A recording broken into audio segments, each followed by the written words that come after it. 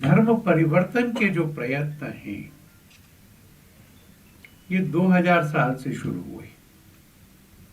2000 साल पहले धर्म परिवर्तन नहीं होता था।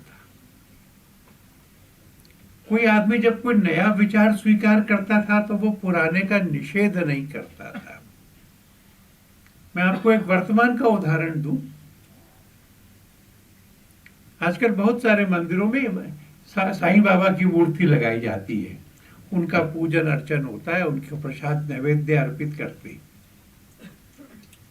तो जो साईं बाबा की मूर्ति लगाते हैं और साईं बाबा का पूजन अर्चन करते हैं, वो जब मंदिर आते हैं तो क्या वो भगवान राम को, कृष्ण को, शिव को नमस्कार करना बंद कर देते हैं?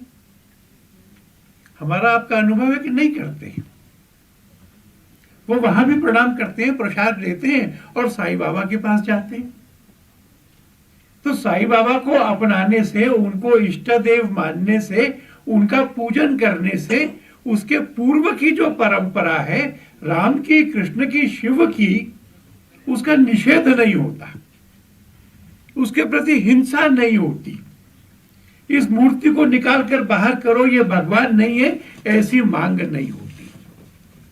एक स्वीकार्यता है और उस स्वीकार्यता में पुराने को छोड़ा नहीं जाता। ये हिंदू परंपरा है और इसलिए कोई शिव को पूजते हैं, कोई देवी को पूजते हैं, कोई गणेश को पूजते हैं और फिर एक बड़ा सिंथेसिस होता है। शंकराचार्य आते हैं और शंकराचार्य पंचदेव की पूजा की स्थापना करते हैं, उन पांचों को इकट्ठा करते हैं, उन सबको पूजते हैं।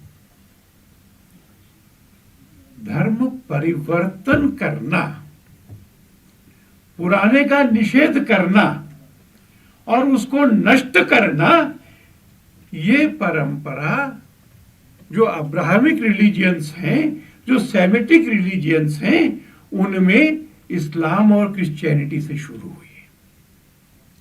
यहूदी तो एक जाति है और इस जातीय अभिमान के कारण से उसमें धर्म परिवर्तन की बात नहीं होती। पारसी भारत में आए तो शरणार्थी होकर आए और इसलिए इस तरह की आक्रामकता उसमें नहीं है। यह आक्रामकता एक धार्मिक विचार के रूप में जिन धर्मों में है, एक बार साहस करके अपने को सांप्रदायिक कहलाने का आमंत्रण करके भी कहनी चाहिए।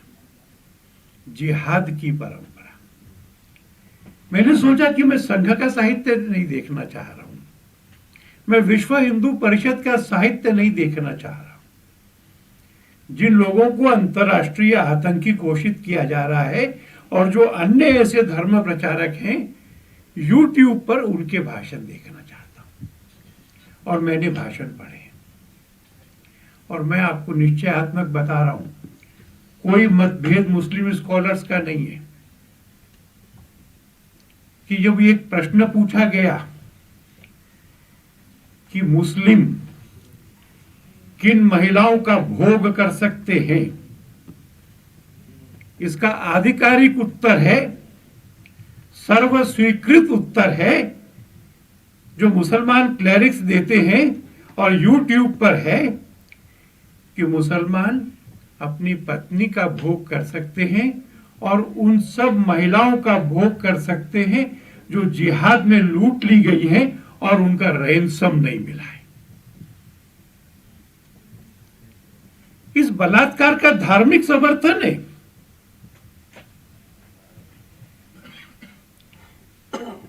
यह आधिकारिक उत्तर है और मैं कहना चाहता हूं कि स्वयं हजरत मोहम्मद साहब के समय में भी इस नियम का भी उल्लंघन हुआ था। मैं उसको कहकर के अभी शालीनता की मर्यादाओं को पार नहीं करना चाहता। भारत का धर्म विश्व प्रसार में गया था, बौद्ध धर्म दुनिया के बड़े हिस्सों में फैला था। मोहम्मद गौरी की तरह से, अन्य हमलावरों की तरह से तलवार पे और घोड़े पे चढ़ करके आक्रमणकारी सेनाएं चीन में बौद्ध बनाने के लिए कभी नहीं गई। जो गए थे वो तो भगवा पहनकर गए थे या पीला पहनकर गए थे। 2-4 लोग गए थे, पैदल गए थे, बिना वाहन के नहीं गए थे। और जो गए, जिन्होंने बौद्ध बनाया, उन्होंने कन्फ्यूशियस का निषेध नहीं किया। कन्फ्यूशियस को भी मानो, बुद्ध को भी मानो, अपने चरित्र के बल पर। इसलिए भारत की परंपरा लिंचिंग की परंपरा हो नहीं सकती है। ये परंपरा जिन देशों में आई, जहां हेरेटिक कोर्ट्स बनी, जहां पेपेसी कोर्ट्स बनी, और जहां पे न्यायालय में ले जाकर के यह आरोप लगाया गया कि यह आदमी कहता है कि सूरज नहीं घूमता, पृथ्वी घूमती है, दंडित करो। बीबी फातिमा का नाम लिया है, इसको मार दो। मैं फतेहगढ़ साहब गया था, 7 साल और 9 साल के गुरु गोविंद सिंह के साहबजादे, या तो मुसलमान हो जाओ, नहीं तो दीवारों में चुनवा दिए जाओगे। मुसलमान होना स्वीकार नहीं किया, दीवारों में चुनवा दिया गया। जब दीवार बन रही थी तो छोटे के सीने तक आ गई, यहां तक आ गई, बड़े के सीने तक आई थी। बड़ा रो रहा था। छोटे ने कहा, धर्म के मार्ग में मर रहा है तो रो क्यों रहा है? बड़े ने कहा कि मैं इसलिए नहीं रो रहा हूं कि मैं धर्म के हित पे बलिदान चढ़ रहा हूं। तू छोटा है, दुनिया में बाद में आया है, तेरा कद भी कम है, तेरे यहां तक दीवार आ गई, तू पहले जा रहा है, मैं पिछड़ गया तेरे से, इसलिए रो रहा हूं। वहां पे एक ठंडा बुर्ज था, बहुत ठंडा था, वहां इनको और माता गुजरी को रखा था। किसी ने वहां पे दूध भेज दिया था। जिसने दूध भेजा था उसके सारे परिवार को और गन्ना पेरने की मशीन में पेर दिया गया था। आज किस पे आरोप लगा रहे हो लोग? मॉब लिंचिंग का। यह आरोप कहां से सिद्ध हो सकता है? तो ये एक षड्यंत्र है, वो बता करके बात पूरी करूंगा। षड्यंत्र क्या है? मुंबई में एक होटल पे आतंकी हमला हुआ, जिहादी हमला हुआ। आपको ध्यान है अखबारों ने क्या कहा उस समय? अखबारों ने कहा कि बड़ा दुर्भाग्यपूर्ण हमला है, हमलावर पकड़े जाने चाहिए, उनको दंडित किया जाना चाहिए, पर किसी पूरे समाज को, किसी पूरे समुदाय को इसके लिए दोषी नहीं मानना चाहिए। ऐसा अखबारों ने हमको आपको राय दी थी कि पूरे मुस्लिम समाज को दोषी मत मानो। सही बात थी, हमने स्वीकार किया था, पर यह न्याय लागू दूसरी तरफ नहीं होता है। बार बार नाम लिया जाता है कलबुर्गी का, पंसारे का, दमोलकर का। हत्याएं दुर्भाग्यपूर्ण है। कानून के राज्य में, संविधान के राज्य में कोई हत्या का या मॉब लिंचिंग का समर्थन नहीं कर सकता। और ये इन तीनों की जो हत्या हुई थी, ये अलग अलग राज्यों में हुई थी, अलग अलग दलों की सरकारें थी। जांच के दौरान, जांच के बाद चार्जशीट, और उस समय के सरकार के मंत्रियों में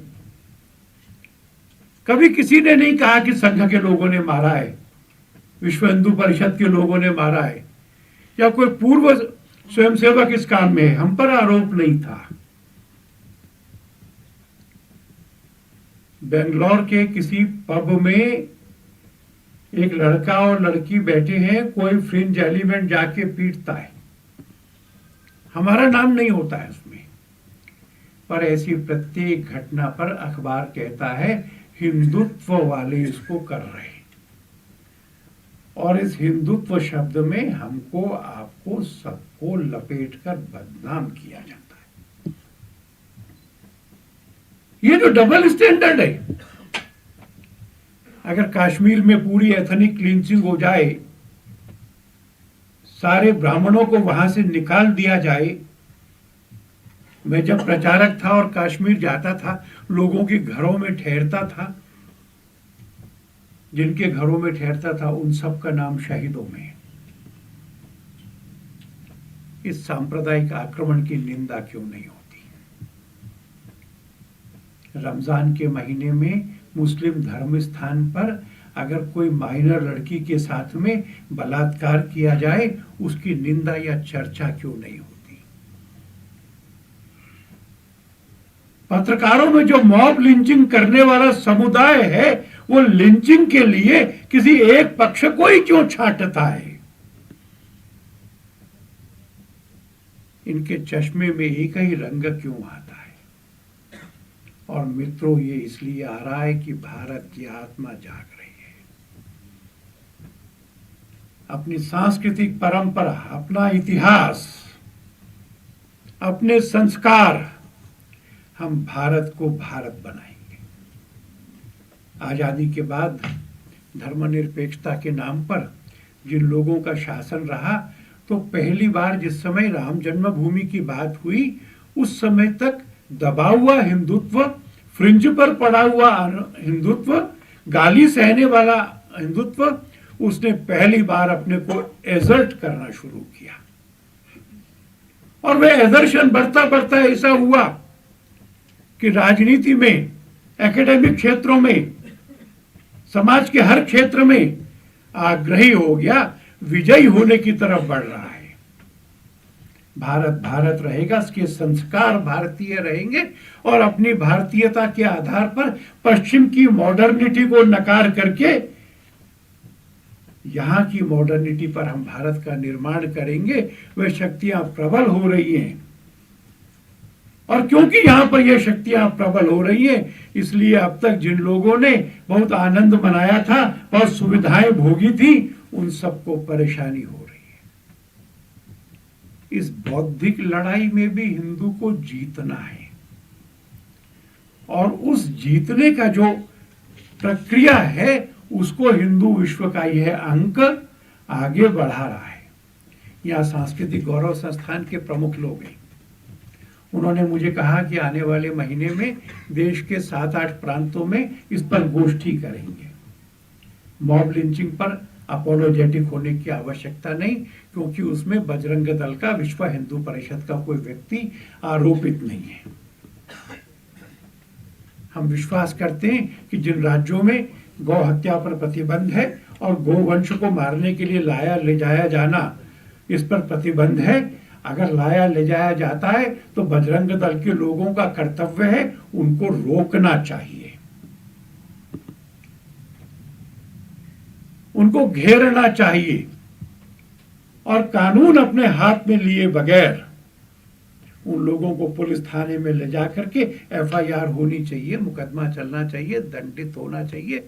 इसलिए हम अपोलोजेटिक नहीं है, हम डिफेंसिव नहीं है, पर अपने पक्ष को, सत्य के पक्ष को, वास्तविकता के पक्ष को साहस के साथ आगे रखना, परसेप्शन की इस लड़ाई में भी जीतना, इस मजबूत कदम के लिए मैं हिंदू विश्व की टीम को बधाई देता हूं। आप सब लोग पधारे, बहुत बहुत धन्यवाद। मैं विश्वास करता हूं कि हम सब इस लड़ाई के प्रहरी बनकर आगे चलेंगे। धन्यवाद।